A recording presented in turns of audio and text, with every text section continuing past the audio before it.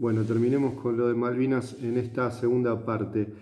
Decíamos, los cálculos de la dictadura en tiempos de Galtieri no eran los de ir a una guerra, sino los de lograr una recuperación de los archipiélagos y sobre la base de desalojar a las escasas fuerzas militares que hasta ese momento tenían los británicos en Malvinas y otros archipiélagos, ir a la negociación diplomática y ganar en esa mesa de negociación cierto grado de reconocimiento de la soberanía argentina sobre esos archipiélagos del Atlántico Sur.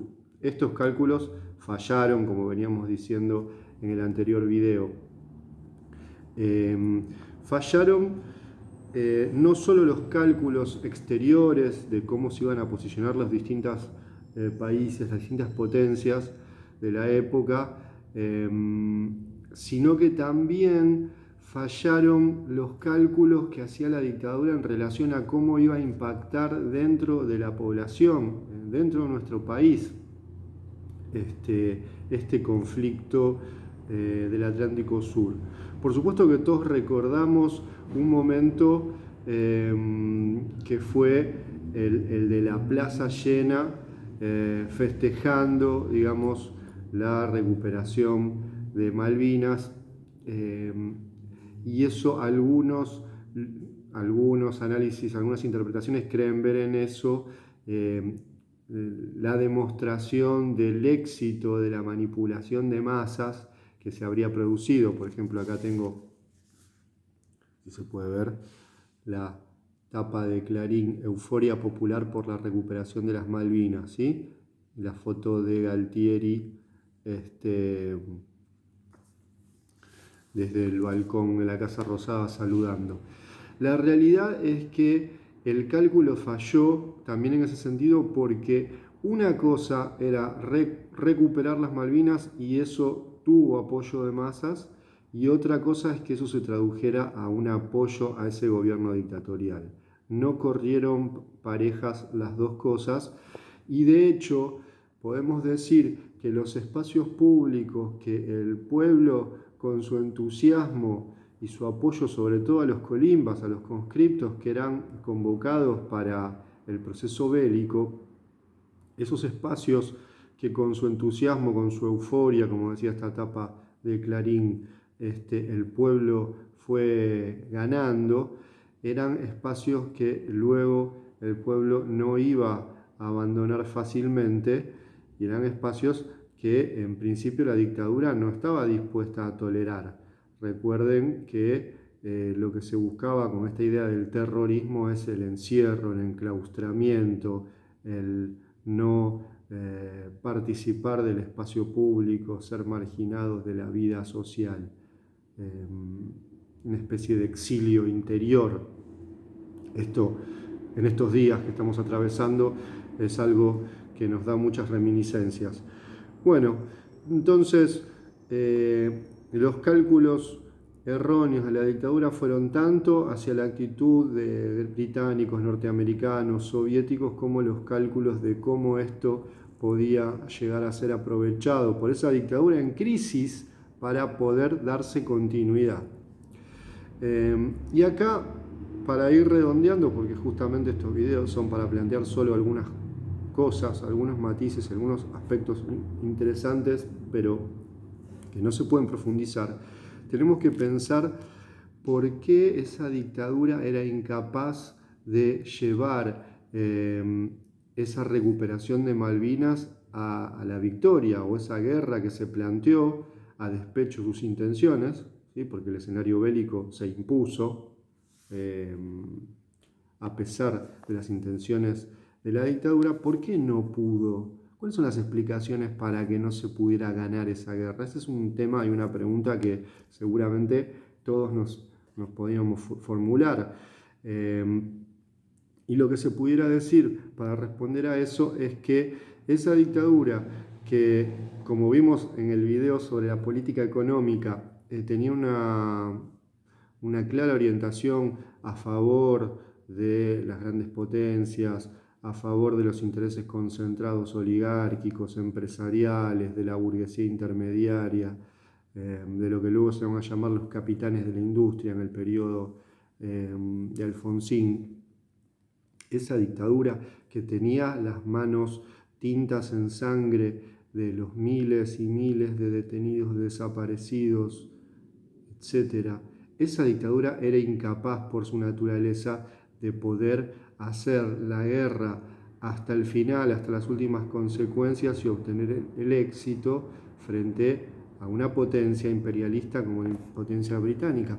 Vamos a dar solo unos ejemplos para que quede claro eso, pero no pretendo que con esto se pueda despachar el tema, pero son ejemplos interesantes. ¿Quién era el ministro de Economía de Galtieri? El ministro de Economía se llamaba Roberto Alemann. Era también un ministro integrante de las clases dominantes, de la oligarquía, etc., y de muy buenas relaciones estrechísimas con justamente el capital bancario y grandes empresas europeas. ¿Cómo podía ser luchar contra los británicos y tener un ministro de Economía estrechamente asociado a los intereses británicos y europeos? De hecho, otro ejemplo, gran parte de las reservas argentinas del Estado argentino, ¿dónde estaban depositadas? En Londres. Otro ejemplo, durante el periodo de la propia guerra, el 12 de mayo de 1982, las autoridades económicas, Roberto Alemann, el Ministerio de Economía de nuestro país, afirmó que Argentina iba a seguir pagando su deuda con acreedores, en muchos casos europeos, británicos, intereses europeos que eran solidarios con los intereses británicos. Nos estaban haciendo la guerra, habían enviado el principal convoy militar que habían armado los británicos después de la Segunda Guerra Mundial, y frente a esa agresión enorme que nuestras fuerzas recibieron en el Atlántico Sur, las autoridades económicas de esa dictadura planteaban que iban a seguir pagando la deuda externa.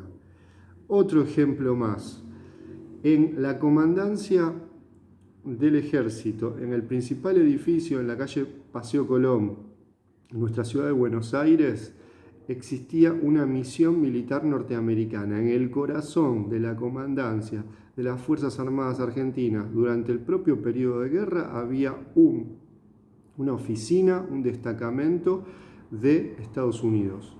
Estados Unidos, como es notorio y nadie discute, tuvo un rol favorable a los británicos, aunque atrás en un primer momento de una posición supuestamente más arbitral, más neutral, pero favoreció permanentemente los intereses británicos, porque conocían que de reforzarse la posición británica en el Atlántico Sur, ellos también iban a poder participar de ese dispositivo en el marco de la bipolaridad y la Guerra Fría y su disputa con los soviéticos.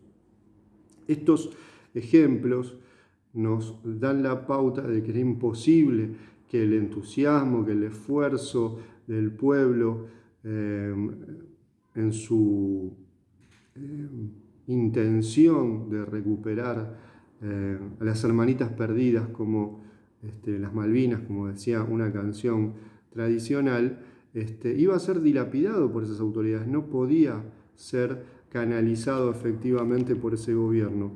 De hecho, las madres de Plaza de Mayo en ese periodo acuñan la frase: las Malvinas son argentinas, los desaparecidos también.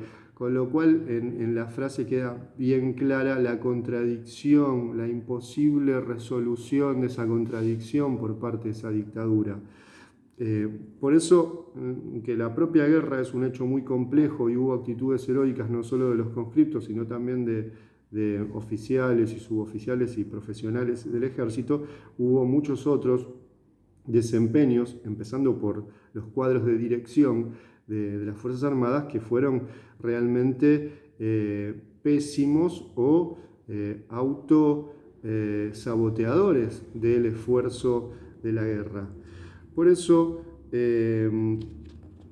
la guerra no se podía ganar en esas condiciones y no hay elementos técnicos que expliquen eso. Hay elementos técnicos que son importantes, pero el elemento político, moral que estamos señalando creemos que es el fundamental, más allá de un montón de otras características técnicas y puntuales de la guerra que podrían explicar la performance argentina durante la misma. Y finalmente, para terminar, diríamos dos cosas. Por un lado, la derrota en Malvinas aceleró la caída de la dictadura, pero cuidado con la explicación o la interpretación que plantea que gracias a la derrota en Malvinas pudimos sacarnos de encima a la dictadura. Esa es una interpretación que finalmente le da el mérito a Margaret Thatcher, al Estado británico, por haber logrado el tránsito a la vuelta al régimen constitucional en Argentina.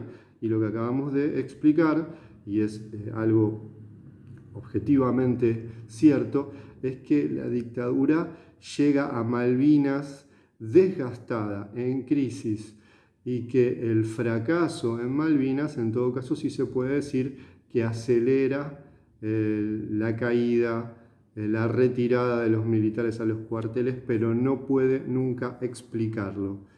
Bueno, hay otros elementos seguros que vamos a seguir analizando, pero por acá podemos dejar.